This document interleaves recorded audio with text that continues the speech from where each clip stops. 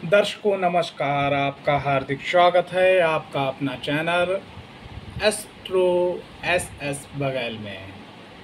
दर्शकों, आज का जो विषय है वो बड़ा ही महत्वपूर्ण है, जिसके बारे में मैं आपसे चर्चा करना चाह रहा हूँ। आपने अक्सर एक सवाल सुना होगा, खुद महसूस किया होगा कि ये देखो, ये व्यक्ति ना इसको बोलने की, ना चालने की, ना कपड़े पहनने की, किसी की भी सही अकल नहीं है, लेकिन ये अपने जीवन को कितने ठाठ से, कितने ऐशो आराम से जी रहा है जीवन में।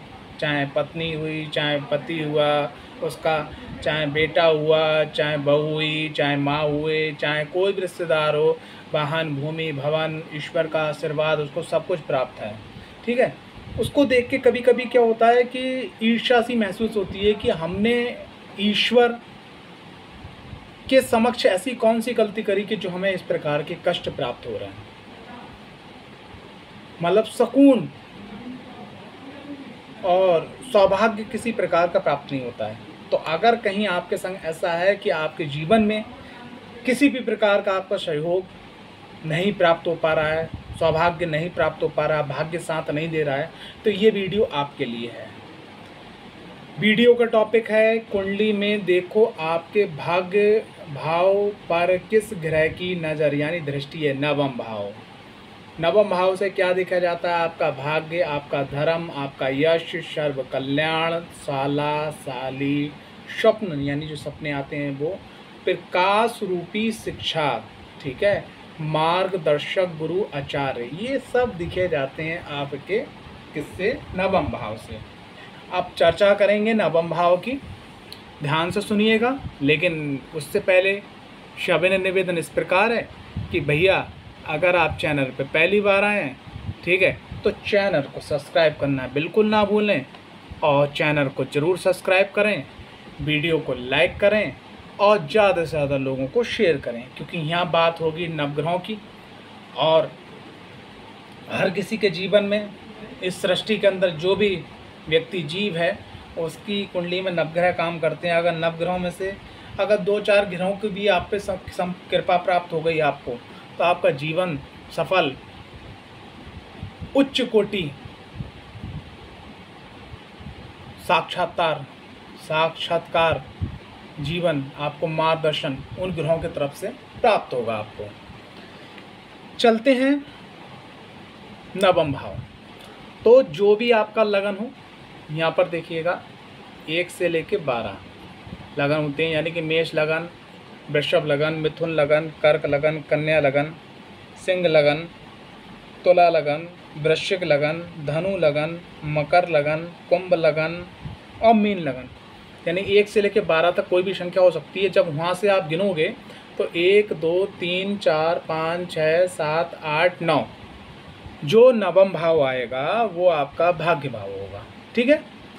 अब भाग्य भाव से सप्तम घर, ये देखिएगा 1 2 3 4 5 6 7, यानी पराक्रम भाव से सप्तम घर गिन लीजिए। अब 1 2 3 4 5 6 7, यानी कि ये नवम भाव के ठीक सामने ये पराक्रम भाव है, यानी कि आपकी कुंडली तीसरा पराक्रम भाव में कोई भी ग्रह बैठेगा, सीधी दृष्टि उसकी जाएगी। यानी सभी ग्रहों को जो दृष्टि प्राप्त है, सप्तम दृष्टि सभी के पास है।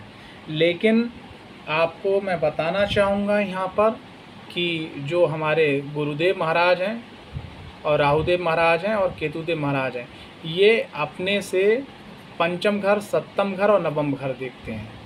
बात करें मंगलदेव महाराज की, अपने से सप्तम घर, चतुर्थ घर और अष्टम घर देखते हैं। बात करें शनिदेव महाराज की, तो ये अपने से तीसरा घर, सप्तम घर और दसम घर देखते हैं। इन लोगों को ये स्पेशल दृष्टि प्राप्त है।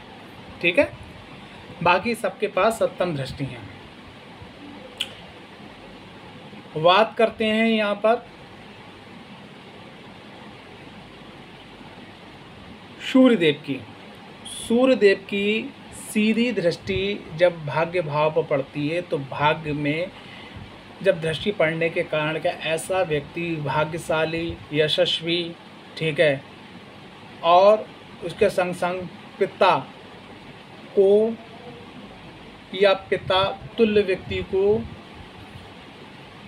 उसके नाम और यश कीर्ति को बढ़ाने वाला होता है। लेकिन वासरते क्या है कि यहाँ पर जो दृष्टि है उसकी उनकी सूर्यदेव की नीच की ना पड़े। मित्र राशि हो तो बहुत ही सर्वोत्तम बात होती है। यहाँ पर स्वराशि हो और उत्तम वाली बात होती है। तो यहाँ पर क्या है, कहने का तात्पर्य अगर दृष्टि पड़ती है तो आपका ऐसा व्यक्ति भाग्यशाली होता है, धर्म से जुड़ा हुआ होता है, यश उसका समाज में फैला होता है। जो लोग व्यक्ति धार्मिक होते हैं उनकी सेवा करने वाला होता है। ऐसे व्यक्ति को साला और शाली का सुख भी प्राप्त होता है। ठीक है, सहयोगी होते हैं। ऐसे लोगों को अगर उनका सात्विक जीवन है तो उनको स्वप्न में जो चीज़ें दिखाई देती हैं वो उनके जीवन में ज़रूर घटित होती हैं। ऐसे लोगों का अगर पंचम भाव भी स्ट्रांग है, मान लिया सूर्य पराक्रम भाव में उठ के नवम भाव को दृष्टि डाल रहे हैं और पंचम भाव भी स्ट्रांग है, अगर उनको शिक्षा सही प्राप्त हो जाती है बचपन में और मार्गदर्शक गुरु मिल जाते तो ऐसे लोग अपने जीवन के अंदर कह सकते हैं कि कुल चिराग के रूप में, यानी कि कुल में कुछ ऐसा करने वाले होते हैं जो आने वाली कई पीढ़ी तक उनका नाम रहता है।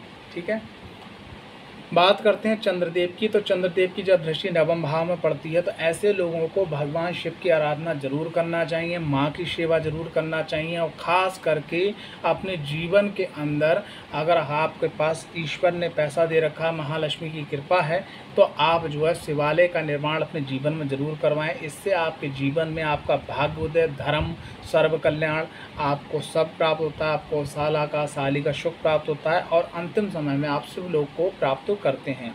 और अगर ऐसे में अगर आपको कोई भी ऐसा मार्गदर्शक गुरु मिल जाए और आपकी जो है शिक्षा बचपन में अच्छी हो जाती है तो आपको सभी प्रकार के सुख प्राप्त होते हैं। आपका जो अंतोगति होती है वो बहुत ही सर्वोत्तम होती है। इसके बाद में बात करें मंगल देव की। तो पराक्रम भाव में मंगल देव बैठने के बाद में आप अपने पराक्रम से भाग्य को जगा देते हैं। भाग्य को जगाने के बाद में आप वाहन, भूमि, भवन सभी प्रकार के सुख से युक्त, ठीक है, साला साली के प्यार से, यानी कि उनके सम्मान से, और उसके बाद में मार्गदर्शक गुरु के, और सभी कुछ आपको यहाँ पर प्राप्त हो जाता है। जीवन का सौभाग्य आपको यहाँ पर प्राप्त होता है। बस आपको एक बात ध्यान रखिएगा कि यार पराक्रम भाव में बैठने के बाद मंगल देव की जो दृष्टि यहाँ पर पड़ रही है नवम भाव पे, तो यहाँ पर एक जो है विशेष फार्मूला काम करेगा। उस चीज़ को आप समझ लीजिएगा। वो विशेष फार्मूला क्या है? वो विशेष फार्मूला है कि आपने किसी एनी हाउ कंडीशन आपने अपनी मेहनत को कम नहीं करना है। अगर आपने अपनी मेहनत को कम किया तो आपका भाग्य खराब हो जाएगा।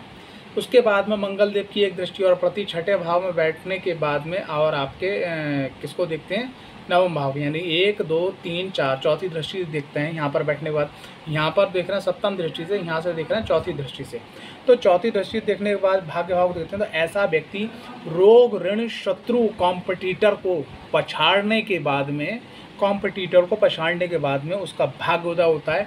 लेकिन जीवन में उसके जो शत्रु होते हैं वो कभी कम नहीं होते हैं। लेकिन अगर छठे भाव में मंगल देव बैठे हैं और मंगल देव जो हैं अंश बल से अच्छे हैं और मजबूत अवस्था में हैं और मित्र राशि या स्वराशि में है या उच्च राशि में है तो बहुत अच्छा रिजल्ट होता है। और खास यहाँ पर अगर मंगल देव बैठे हुए हैं और मंगल देव बैठने के बाद में भाग्य पे जब दृष्टि पड़ेगी तो वाहन, भूमि, भवन और सभी प्रकार का सुख आपको जीवन में, यश, कीर्ति, मान, सम्मान सब आपको प्राप्त होगा यहाँ पर। ठीक है, लेकिन यहाँ पर एक शर्त है। वो शर्त ये है कि आपका जो भी आपका लगन हो, उस लगन का जो स्वामी है वो मजबूत अवस्था में होना चाहिए। अगर लगन का स्वामी मजबूत अवस्था में नहीं है, अगर लगन का स्वामी मजबूत अवस्था में नहीं है और मंगल भी मजबूत नहीं है तो ऐसे में ये सब चीज़ें जो हैं वो सब विपरीत हो जाएंगी और हो सकता है कि आप फालतू के कोर्ट कचहरी के चक्कर में फंस के या फालतू की बीमारी में या फालतू की शत्रुता में फंसने के चक्कर में आप फंस जाएंगे। और एक चीज़ और देखी गई है कि अगर मान ली मंगल मजबूत है और दृष्टि यहाँ पड़ रही है और लग्नेश मजबूत नहीं है तो आप सब कुछ अपने पराक्रम से हासिल कर लोगे। लेकिन जब विपरीत समय जरा सा भी घूमा तो आप अपने ही किए गए कार्य में उलझ के रह जाओगे। ध्यान रखिएगा। ठीक, अब बात करते हैं मंगल देव द्वितीय भाव में बैठने के बाद अष्टम दृष्टि यहाँ से, यानी देखिए 1 2 3 4 5 6 7 8, यानी कि यहाँ पर बैठने के बाद वो अपनी अष्टम दृष्टि से देखेंगे। तो जब अष्टम दृष्टि से देखेंगे तो द्वितीय भाव में जो मंगल होता है तो ये वाणी, आपका वाणी, कुटुंब, धन का स्थान है। बस यहाँ पर आपको थोड़ा सा धैर्य रखना है, हल्के बोलना है, सुनना है, उसके बाद जवाब देना है और वाणी को संभाल कर रखना है। अगर सिर्फ इतना मात्र करते हो और अपना पराक्रम करते हो, मेहनत करते हो, योजनाबद्ध कार्य करते हो तो आपका भाग्य जाग जाता है। भाग्य जागने के बाद में आपकी कुंडली के अंदर कोई भी दुर्योग हो वो दुर्योग समाप्त हो जाता है या हल्का पड़ जाता है और आपको जीवन में सुखद दाम्पत्य जीवन, ठीक है, यश, मान, सम्मान, ठीक है, सभी प्रकार के सुख आपको प्राप्त हो जाते हैं। अब आगे बात करते हैं मंगल के बाद में बुद्धदेव महाराज की। तो बुद्धदेव महाराज जो हैं अगर पराक्रम भाव में बैठते हैं और उनकी दृष्टि पड़ती है नवम भाव पे, तो ऐसे में ये देखा गया है कि अगर ऐसा व्यक्ति अपने छोटे भाई बहनों का सहयोग करता हुआ और संग संग अच्छी स्टडी करते हुए, समय ना मिले तब भी अगर वो अच्छी स्टडी करता है और उसके बाद में जो है और जो भी अपना काम करता है वो सिस्टमेटिक तरीके से करता है, तो उसके भाग्य को कोई भी शक्ति जागृत होने से नहीं रोक सकती। माता रानी के आशीर्वाद से यहाँ उसका भाग्य जाग जाता है। ऐसे लोग जो पराक्रम भाव में बुद्ध बैठे हुए हैं अगर छोटे भाई बहनों का सहयोग करते हैं और अगर कहीं छोटे भाई बहनों से किसी कारण से बिगड़ती है तो आपके भाग्य में कमी आती है। इसमें क्या होता है कि व्यक्ति पीछे की तरफ जाता है, लेकिन अगर मान लीजिए पराक्रम भाव में बुद्धदेव बैठे हैं तो आप बढ़िया करके योजना के अनुसार मेहनत कीजिएगा और मेहनत करने के बाद में आप एक अच्छे मार्गदर्शक गुरु को तलाश कीजिएगा, कुंडली का अध्ययन करवाइएगा और कुंडली के अंदर पंचम भाव को एक्टिवेट कीजिएगा। यहाँ बैठे हो बुद्धदेव तो पंचम भाव को एक्टिवेट कीजिएगा, क्योंकि पंचम से 1 2 3 4 5 पंचम से पंचम नवम भाव होता है, क्योंकि बुद्ध एक चीज़ को रेफ़र देते हैं, सीखने की कला को रेफ़र करते हैं। तो जब आपका पंचम भाव एक्टिवेट होगा तो आप जिस भी सेक्टर में, यानी कि आप एक व्यापारी हैं तो व्यापार के बारे में सीखेंगे, अगर आप एक बिजनेसमैन हैं उच्च कोटि के, बहुत सारी आपकी फ्रेंचाइजी है तो उस तरीके से सीखने की कोशिश करेंगे, आप जॉब में हैं तो प्रमोशन की कोशिश करेंगे। जब आपका पंचम भाव एक्टिवेट होगा तो बुद्ध आपके बहुत अच्छे हो जाएंगे और आपका भाग्य जाग जाएगा। ये बात का ध्यान रखिएगा। बुद्ध की दृष्टि यहाँ पर भाग्य को जगा देगी और बुद्ध को मजबूत करने के लिए पंचम भाव का स्ट्रांग होना अच्छा चाहिए, ठीक है। बुद्ध के बाद में बात करते हैं गुरुदेव की। तो पराक्रम भाव में गुरुदेव बैठने के बाद में नवम भाव को देखेंगे साहब, तो ऐसा व्यक्ति अपना पराक्रम करके गुरु के मार्गदर्शन से, बड़े बुजुर्गों के मार्गदर्शन से और अगर उनके साला और साली जो है अच्छे पद पे हैं उनके परिवार के माध्यम से और अपनी मेहनत से और धर्म के मार्ग पे चलते हुए भाग्य अगर जब उसका जागता है तो यश, कीर्ति, मान, सम्मान, सौभाग्य सब उसको प्राप्त हो जाता है, ठीक है। जो छोड़ के लोग चले जाते हैं वो भी प्राप्त हो जाते हैं। लेकिन वासरते एक बात ध्यान रखिएगा कि गुरु की भी किसी भी प्रकार से अगर दृष्टि पड़ती है भाग्य भाव पे तो उस व्यक्ति को अपना खान पान थोड़ा सात्विक रखना अति आवश्यक है। अगर आप पश्चिमी देशों में रख रहे हो वहाँ पर भाई व्यवस्था नहीं है, देश काल परिस्थिति के अनुसार वहाँ का भोज ही इसी प्रकार का, तो एक अलग बात है। लेकिन अगर आप भारत के अंदर रह रहे हैं, ठीक है, तो आपको अपना खान पान सात्विक करना होगा, अन्यथा आपको हमेशा इस प्रकार की कमी महसूस होगी, 99 की कमी। 99 की कमी का मतलब क्या है कि थोड़ा सा आपने काम किया और आपको ऐसा लगा कि मुझे पूर्ण फल प्राप्त नहीं हो पा रहा है।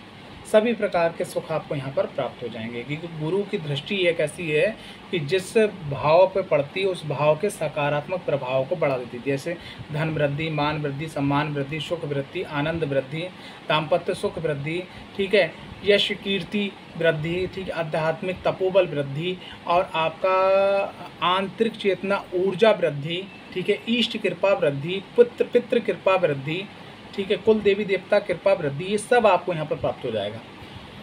उसके बाद में बात करें पंचम भाव में देवगुरु बृहस्पति अगर बैठते हैं तो उनकी पंचम दृष्टि पड़ती है। यहाँ से देखिएगा 1 2 3 4 5, तो पंचम जो दृष्टि पड़ती है तो ये पंचम दृष्टि क्या कमाल करती है कि ज्ञान से, आपके ज्ञान से, आपकी पढ़ाई से, आपके गुरु के मार्गदर्शन से आप अपने भाग्य को जगा देते हैं, भाग्य को जगा देते हैं, कर्म को जगा देते हैं। तो यानी कि जब भाग्य और कर्म जुड़ता है तो आपका भाग्यशाली आप हो जाते हैं, आपको सर्व कल्याण प्राप्त होता है, आपका जीवन आनंद में सुखमय हो जाता है और धन मान सम्मान यश कीर्ति वैभव सब आपको प्राप्त होता है। लेकिन यहाँ पर क्या है कि अगर पंचम में देवगुरु बृहस्पति विराजमान हो तो उसको एक अच्छे गुरु मिल जाना चाहिए, जो आज की डेट में पॉसिबल नहीं है। और अगर कहीं गुरु नहीं मिल पाते अच्छे तो भगवान शिव को गुरु बना के उनका आप आराधना कीजिएगा, अपने नियमित कर्म को कीजिएगा, आपका जीवन सफल हो जाएगा। लेकिन भगवान शिव को भी यहाँ पर गुरु उनको ही बनाइएगा जो 12 ज्योतिर्लिंग हैं, जो ज्योतिर्लिंग आपके पास पड़ता है उन्हीं को आप गुरु बनाइएगा। ठीक। लगन में देवगुरु बृहस्पति बैठने के बाद में क्या करते हैं भाई, लगन में देवगुरु बृहस्पति की देखिए 1 2 3 4 5 6 7 8 नवीं दृष्टि पड़ती है भाग्य भाव पे, यानी नवम भाव पे। तो लगन में बैठने के बाद देवगुरु बृहस्पति देखो सब कुछ जीवन में हासिल करवा देते हैं। व्यक्ति को बस सात्विक होना जरूर अति आवश्यक है। और लगन में बैठे हुए देवगुरु बृहस्पति ये जरूर देखना चाहिए कि अगर लगन में संख्या 2 आ रही है, 7 आ रही है, 10 आ रही है तो इनके प्रभाव में कमी आ जाएगी। लेकिन अगर मान लिया 2 7 10 नहीं आ रही है तो ये आपका भाग्य में वृद्धि निश्चित रूप से होगी ही होगी। अब बात करते हैं शुक्रदेव की। तो पराक्रम भाव में शुक्रदेव बैठने के बाद नवम भाव को जब देखते हैं तो ऐश्वर्य से युक्त, भौतिकता से युक्त आपका दाम्पत्य जीवन, वाहन, भूमि, भवन, बिजनेस, जॉब, कारोबार सब आपको प्राप्त हो जाती है। शर्त 2 हैं, शुक्रदेव की यहाँ पर नीच दृष्टि नहीं होना चाहिए, यानी कि 6 नंबर राशि यहाँ पर नहीं होना चाहिए। अगर हो रही है तो इन सुखों में कमी आएगी। दूसरे नंबर पे शुक्र किसी प्रकार से पीड़ित या नीच राशि में या अंश बल से कम या शनिदेव की दृष्टि में, राहु देव की दृष्टि में या केतु देव की दृष्टि में है तो ये सुख में कमी ला देंगे, वरना सब प्रकार की चीज़ें जो हैं आपको यहाँ पर प्राप्त हो जाएंगी। लेकिन सूत्र यही रहेगा कि आपने जो भी काम करना है वहाँ पर स्त्रियों का सम्मान करते हुए और हर वर्ष अपनी कुंडली का अध्ययन करवाते हुए, खास करके अपनी कुंडली के अंदर जो है शुक्र का और बुध का और राहु का अध्ययन करवाना अति आवश्यक है। अगर 3 ग्रहों का आप गोचर में अध्ययन करवाते हो, अपनी कुंडली की लगन कुंडली के चार्ट में देख लेते हो, अगर अच्छी स्थिति है तो आप एक अच्छे बिजनेसमैन, आप अपनी जॉब में ऊंचाइयां पाने वाले और अपने समाज में मान सम्मान यश कीर्ति वैभव सब कुछ आपको प्राप्त यहाँ पर हो सकता है। पराक्रम भाव में शनिदेव महाराज बैठने के बाद में जब दृष्टि पड़ती है आपके नवम भाव में तो सबसे पहली चीज़ ये देखिएगा कि ऐसे लोगों के छोटे भाई बहन होते नहीं हैं, अगर होते हैं तो उनसे ढंग से बनती नहीं है, ढंग से बनती नहीं है, अलगाव रहता है। सबसे पहली चीज़ ये देखी गई है। दूसरी चीज़ क्या है कि जब पराक्रम भाव में शनिदेव महाराज बैठते हैं, नवम भाव को दृष्टि डालते हैं, तो ऐसा व्यक्ति जब वो ईश्वर को याद करता है, काम करता है, याद करता है, काम करता है, लेकिन ईश्वर तक जब उसकी आवाज़ नहीं पहुंच पाती, क्योंकि शनि का मतलब सने सने, धीरे धीरे धीरे धीरे मेहनत करके तो फिर उसकी एक साइकिल घूम जाती है कि ईश्वर नहीं होते हैं। मैंने ईश्वर के विरोधाभासक ऐसे लोगों को देखा है कि जिनके पराक्रम भाव में शनि है, क्योंकि शनिदेव महाराज आपके भाग्य को जगाते हैं। लेकिन यहाँ डायलॉग लगता है, जो डायलॉग शनिदेव महाराज की तरफ से जो मैंने महसूस किया है वो ये है, जो आप चाहोगे वो सब मिलेगा, उससे अच्छा मिलेगा, लेकिन जब आप चाहोगे तब नहीं मिलेगा। तो ये जब चीज़ क्या है कि जब ऐसी चीज़ है, जैसे मैं आपको एक चीज़ बताना चाहूँगा कि जैसे अभी आप कोई छोटा बच्चा है उसको आप गेम ला के दे दो, उसको गेम पसंद आएगा ना। लेकिन अगर कोई ये बच्चा 20 साल का होगा उसको गेम ला के दो तो उसके लिए गेम किसी काम का नहीं है। तो यहाँ पर शनिदेव महाराज बहुत ज़्यादा मेहनत करवा देते हैं। अगर यहाँ पर शनिदेव महाराज हैं, अगर मेहनत करवा रहे हैं, आप लगातार डट के मेहनत करते हो तो आपका भाग्य जाग जाता है, आपको सभी प्रकार के सुख यहाँ पर प्राप्त होते हैं। लेकिन यहाँ पर बस एक ही सूत्र है, आपने मेहनत करना है, करना है, करना है, करना है और करना है। ठीक है, आलस की जगह नहीं, आलस करा खत्म। शनिदेव महाराज सप्तम भाव में बैठने के बाद भाग्य भाव की दृष्टि डालते हैं, तो भाग्य भाव पे यहाँ पे जो दृष्टि डालते हैं तो हर चीज़ में आपकी कमी ला देते हैं। लेकिन हर चीज़ आपको मिलती है, लेकिन समय के अनुसार नहीं मिलती, जैसा मैंने आपको यहाँ पर पराक्रम भाव में बताया। बस आपका जो भी धन मान सम्मान यश कीर्ति वैभव है वो आपकी कर्म पे आके, आपकी ईमानदारी पे आके, आपकी नीयत पे आके टिक जाती हैं। अगर जितना अच्छा कर्म होगा, नीयत होगी, ईमानदारी होगी, ठीक है, दृढ़ता होगी, आप अपने जीवन में सब चीज़ों को हासिल करते चले जाते हैं। 12वें भाव में बैठने के बाद शनिदेव की दशम दृष्टि देखिए, 1 2 3 4 5 6 7 8 9 10। तो तो जब 12वें भाव में शनिदेव बैठते हैं, दसम भाव पे दृष्टि डालते हैं, तो ऐसे लोग आध्यात्मिक हो जाते हैं, गूढ़ रहस्यों को जानने वाले होते हैं। और ये जो दसम दृष्टि शनिदेव महाराज की पड़ती है, ऐसे लोगों के जो संबंध होते हैं, आपकी फैमिली, आपका जैसे पिताजी की जो फैमिली है, मम्मी की जो फैमिली, आपके जो भाइयों बहनों की जो फैमिली, उनसे भी आउट ऑफ रेंज जो आपके मित्र होते हैं, जो बाहर के लोग होते हैं, वहाँ से भी आपको बहुत अच्छा ज्ञान, बहुत अच्छी शिक्षा प्राप्त होती है। ठीक है, बस यहाँ पर क्या है कि आपको एक फार्मूला अपनाना है कि कोई भी काम में आपको जल्दबाजी नहीं करनी, हर काम आपको धैर्य के साथ, ईमानदारी के साथ, दृढ़ता के साथ करना है। अगर आप ऐसा करते हो तो आपका जो भाग्य है, आपके भाग्य में वृद्धि, आपके धर्म में वृद्धि, यश कीर्ति मान सम्मान में धीरे धीरे वृद्धि हो जाती है। और आने वाले समय में लोग भले ही पीछे छूट जाएं, लेकिन आप अपनी ऊंचाइयों को तय कर लेते हैं। अब बात करते हैं राहुदेव महाराज की। तो राहुदेव महाराज जो है, सबसे पहली चीज़, पराक्रम भाव में बैठने के बाद नवम भाव को, तो ऐसे व्यक्ति जो है कि काम दाम दंड भेद उठक लटक झटक पटक किसी भी तरीके से अपने भाग्य को चमका ही लेते हैं। ठीक है, इनको हर प्रकार का षड्यंत्र, हर प्रकार की ईमानदारी, हर प्रकार की मतलब हर गुण इनके पास, हर गुण संपन्न प्रधान होते हैं। ऐसा व्यक्ति मौके पे गधे को बाप बनाने में चूकता नहीं है, अगर उसकी कुंडली के अंदर पंचम भाव अच्छा है। अगर पंचम भाव अच्छा नहीं है और पराक्रम भाव में राहु है, तो आप अपने जीवन को कुछ भी नहीं कर पाते हो। अगर पंचम भाव अच्छा है और राहु अगर यहाँ पर पराक्रम भाव में बैठे हैं और दृष्टि पड़ रही है, तो यकीन मानना कि वो अपनी बुद्धिमत्ता से सब चीज़ अपने जीवन में हासिल कर लेता है। लेकिन मेहनत यहाँ पर राहुदेव भी करवा लेते हैं दबा के। दिमागी मेहनत, शारीरिक मेहनत, दोनों को वो जोड़ के करवा देते हैं। तो शारीरिक मेहनत तो यहाँ से हो ही जाती है, लेकिन दिमागी मेहनत के लिए आपका पंचम भाव का यहाँ मजबूत होना अति आवश्यक है। ठीक है, सब कुछ मिल जाएगा, एनीथिंग अबाउट। कैसे मिलेगा वो राहुदेव जाने और पंचम भाव जाने। इन दोनों भाव को आपको मजबूत करना होगा, क्योंकि राहु की दृष्टि यहाँ पड़ रही है, यहाँ से दृष्टि का संबंध नहीं है।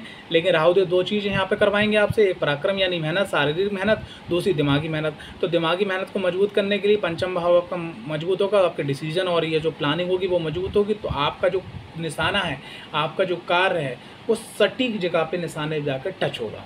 ठीक है, उसके बाद राहुदेव बैठते हैं आपके लगन के अंदर। लगन के अंदर बैठने के बाद में जो है बुद्धि को बहुत तेज कर देते हैं, लेकिन यहाँ पर भ्रम पैदा कर देते हैं।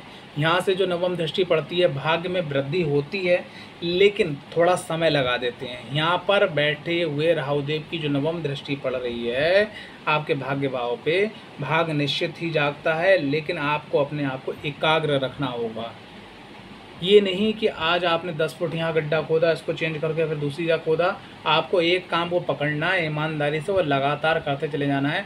अगर आप कोई जॉब कर रहे हो तो उस जॉब में आप इतना अपने आप को डुबो लीजिएगा कि वहाँ के जितने प्रमोशन है सब आपको मिल जाएँ, वो आप अपने शीर्ष पर पहुँच जाएँ। यानी कि अगर एकाग्र मन से अगर आप अपना जॉब करते हो, राजनीतिक कैरियर करते हो, कोई भी चीज़ करते हो, वहाँ से जुड़ी हुई सब चीज़ें आपको राहुदेव महाराज यहाँ पर दिलवा देंगे। पंचम भाव में बैठे हुए राहुदेव जो है थोड़ा सा पेट में दिक्कत करते हैं, मानसिक तनाव देते हैं, लेकिन यहाँ से पंचम से जो पंचम दृष्टि नवम भाव पड़ती हैं, तो आपके ज्ञान, बुद्धि और बुद्धिमत्ता से आप अपने भाग्य को जगा लेते हैं और सभी चीज़ जीवन में हासिल कर लेते हैं। बात करते हैं केतुदेव। तो केतुदेव पराक्रम भाव में बैठने के बाद व्यक्ति को पराक्रम करवाते हैं, लेकिन यहाँ पर क्या, पराक्रम में थोड़ा सा निराशा दिलवा देते हैं। जैसे मैं एक छोटी सी बात बता रहा हूँ, कोई ऐसे लेबर है जिसके पराक्रम भाव में केतु है, ठीक है, अब वो मेहनत कर रहा है और उसका मालिक ये बोल के आया कि शाम को आप पेमेंट ले लीजिएगा। ठीक, पेमेंट ले लीजिएगा। आप डट के मेहनत कर रहे हैं। अब क्या हुआ कि शाम को मालिक का फ़ोन आ गया कि यार मैं फंस गया हूँ, मैं पेमेंट कल दे दूँगा।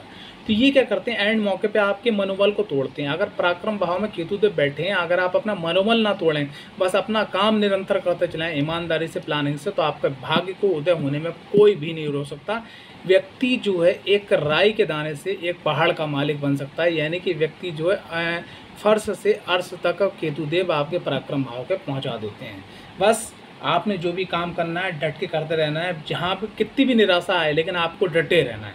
ठीक है, भाग्य उदय हो जाएगा, धन वृद्धि, मान वृद्धि, सम्मान वृद्धि, सुख वृद्धि, आनंद वृद्धि, सब कुछ आपको प्राप्त हो जाएगा। ठीक, लगन में बैठे हुए केतुदेव नवम भाव पर दृष्टि आती है, तो यहाँ पर जो और उनकी नवम भी दृष्टि होती है। तो ऐसा व्यक्ति अगर मन को एकाग्र करके अपनी कुंडली का विश्लेषण अध्ययन करवाने के बाद लगन के स्वामी और पंचम के स्वामी और लाभ भाव के स्वामी को अगर परिस्थिति देख ली जाए तो और उनको मजबूत कर दिया जाए, दृष्टि तो पड़ रही है इनकी, लेकिन लगन के स्वामी को मजबूत कर दिया जाए और लाभ भाव के स्वामी को मजबूत कर दिया और पंचम भाव के स्वामी को मजबूत कर दिया जाए, अगर इनको यहाँ पर दृष्टि जो पड़ रही है तो सब चीज़ें आपको यहाँ पर प्राप्त हो जाती हैं।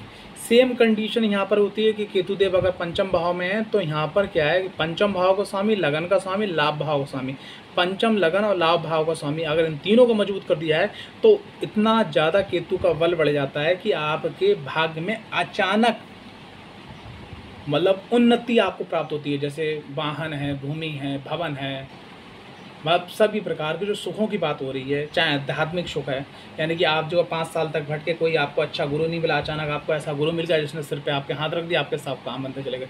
यानी कि यहाँ पर क्या है कि लाभ भाव, लगन भाव और आपका पंचम भाव के स्वामी को अगर आपने मजबूत कर दिया तो नवम भाव 100-200% आपका बेहतरीन रूप से चमक जाता है। आशा करता हूँ ये वीडियो आपको पसंद आई होगी। अगर वीडियो पसंद आई तो वीडियो को लाइक, चैनल को सब्सक्राइब करना बिल्कुल ना भूलें।